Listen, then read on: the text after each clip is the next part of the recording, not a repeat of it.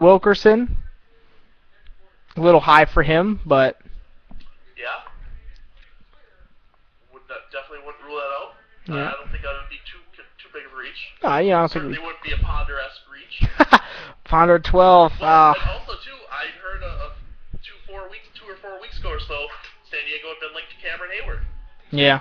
And that would be a reach, but I tell you what, to me, I don't think it's that big of a reach. I'm a huge Cameron Hayward fan. I think in most drafts, Cameron Hayward probably is a top 20 pick. Yeah, I think he should be a pick. And everyone has him moving out of the first round, which kind of baffles me. I'd be surprised to see the Steelers and the Packers both pass on him at the end of the round. So I think Chargers could definitely go that way.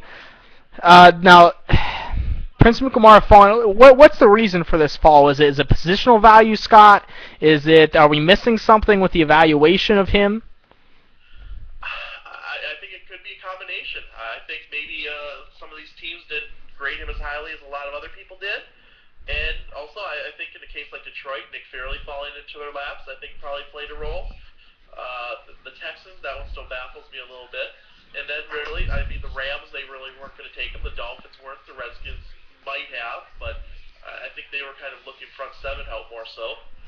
And credit to Buddy Nolan Naraki from Pro Football Weekly. I believe he had Mukamara falling to the Eagles in his final mock draft this morning. I printed out, and at the time I looked at that, I thought, no way, but here we go.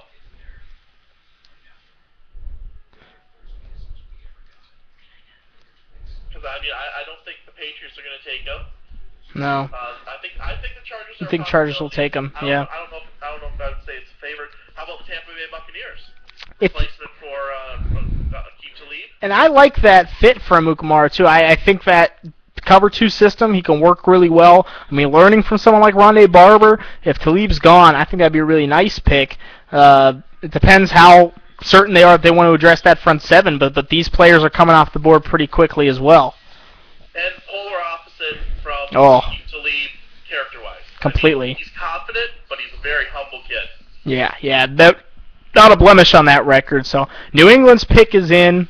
Took a bit with that. I think we're both thinking Cameron Jordan here with offensive line being a possibility. Yeah, I mean, that would be mine. I think Jordan 1 and then Gabe Creamy would be plan B. That would be my guess.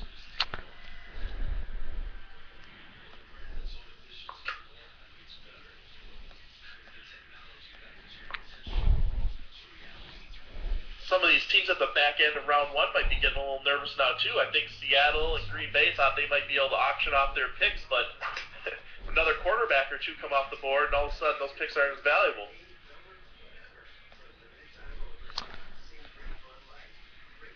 So, I mean, you think if it's O-line, then Creamy's the pick? Yeah, I mean... Not Costanzo, not Solder? Costanzo could be in the mix. Not Solder, I don't think. So Sherrod, yeah, I think it would be high for either one of them. That's got to be Jordan, doesn't it? Just value-wise. Oh, man, seems perfect. Seems perfect. I think it's safe to say Jordan's going either here. Yeah. If San Diego passes on him, and New England passes on him, after that Cedar Bowl performance, that's still bad. Everyone came away. I didn't talk to a person that didn't come away impressed with Cam Jordan. Both his play and his character. Yeah, real good guy to talk to as well. So here it comes. We'll have to get him on the podcast here next month and we'll do the reviews.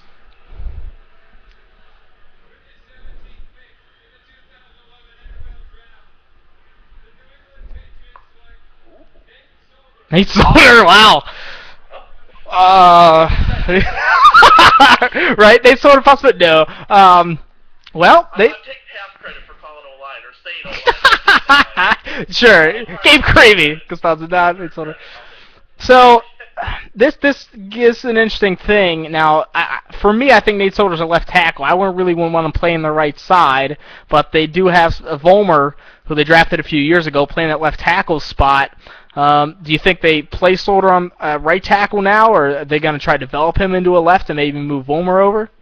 Well, I think Vollmer was playing right tackle this past year. Was he? Yeah. I think they probably keep Vollmer at right tackle and to have Solder slide in. And if I'm Matt Light, I'm saying, well, it's fun being a Patriot. Fun while it lasted. And I tell you what, I think Matt Light's going to get some interest on the free agent market. You know, he's not totally washed up. He's No. got a few good years left in him, and As a left tackle, too. That's good left tackles with that type of experience, they don't hit the open market very often. can bring him to Pittsburgh, I'll say that.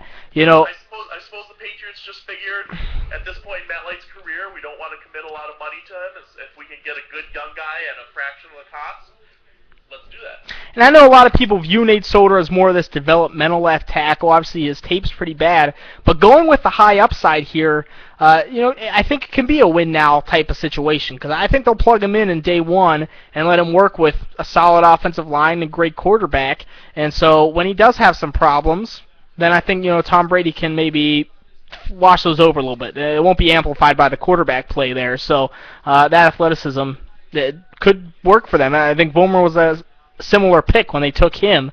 So definitely some big upside. Well, and for those who listen to our podcast every week, they probably heard this spiel before, but I'm going to repeat it anyways. I mean, other than Cam Newton, I think Solder might be the biggest boom or bust prospect in this draft because it's enormously talented but has some really bad tape.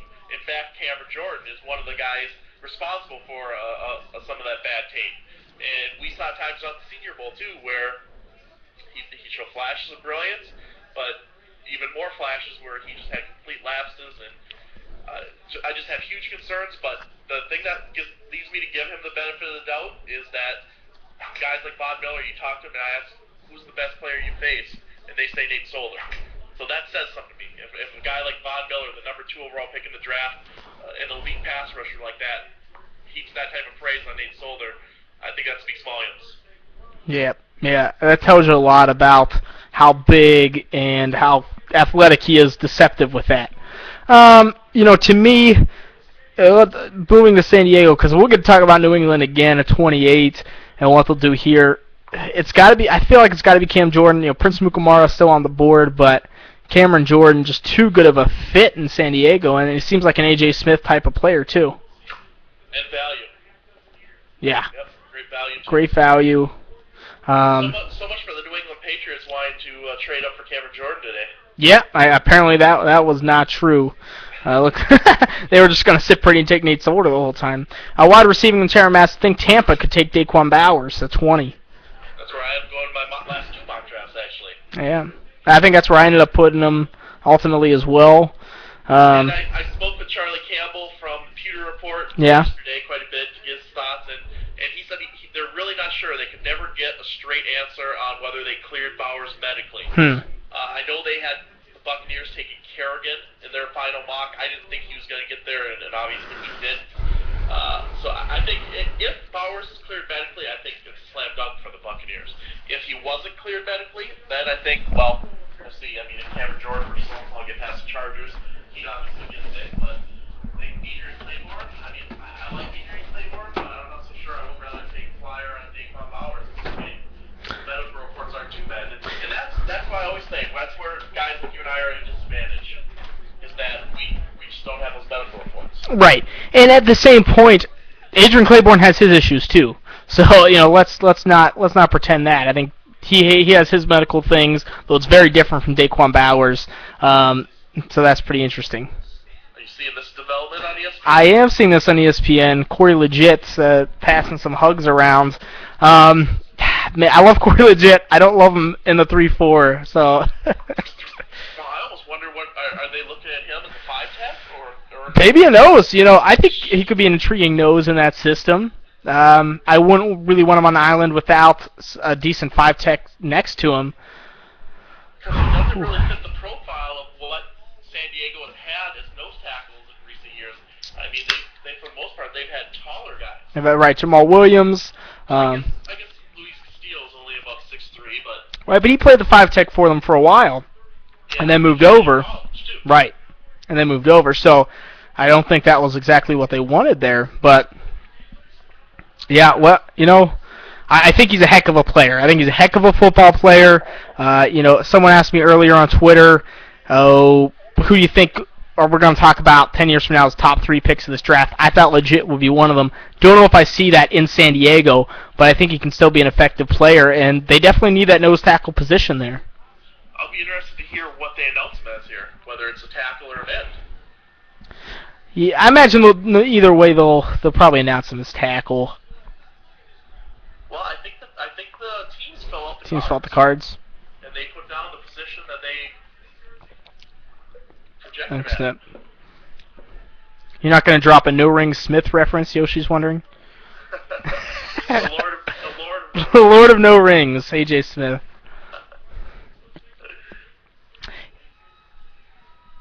Yeah, so definitely some interesting developments. Legit going to San Diego fairly. I think this defensive line class maybe didn't exactly end up where we thought. And Cameron Jordan, yeah, that's another thing I didn't even think about. Yoshi mentioned Cameron Jordan right in the backyard there, San Diego. Passed on him. Right. And I just, what's the matter with Cameron Jordan? I just don't understand this. I mean, to me, Cameron Jordan checks out at every level. Production, versatility, physical tools, character. What's not to like about Cameron Jordan? Defensive end. There you go, Scott. Defensive end.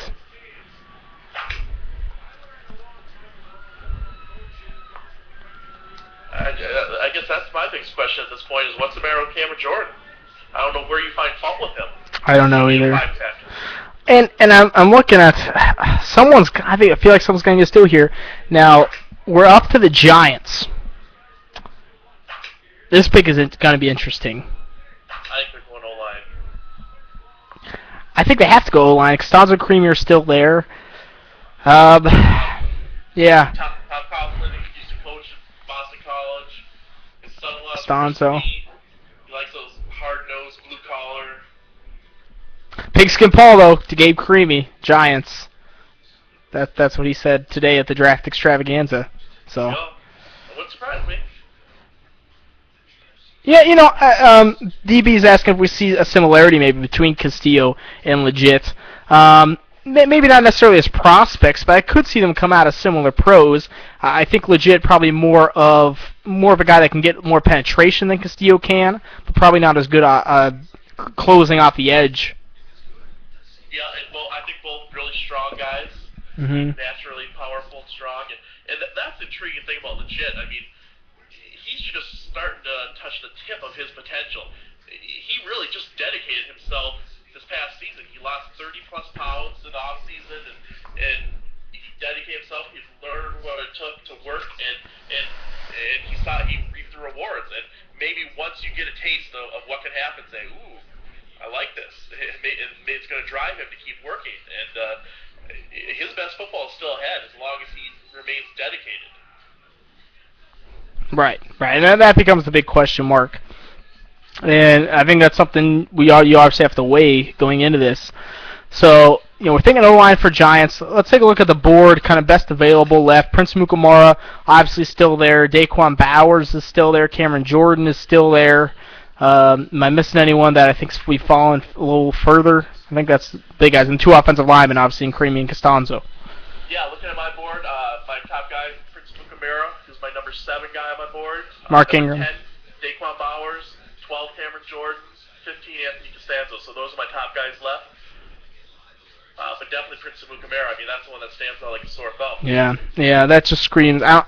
There weren't too many people that had him falling this low, and if they did, it was kind of right before the draft. They must have heard something. Nolan's the only one I know of. Yeah. That I saw anywhere. I mean, nobody had. Most people didn't have to get to Detroit.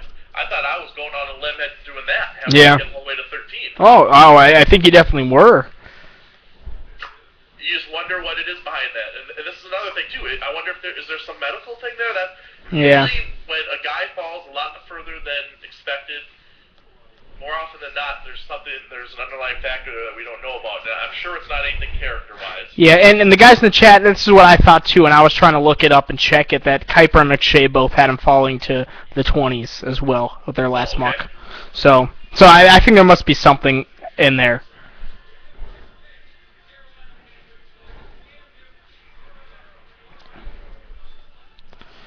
Yeah, I'll butcher that spelling, but...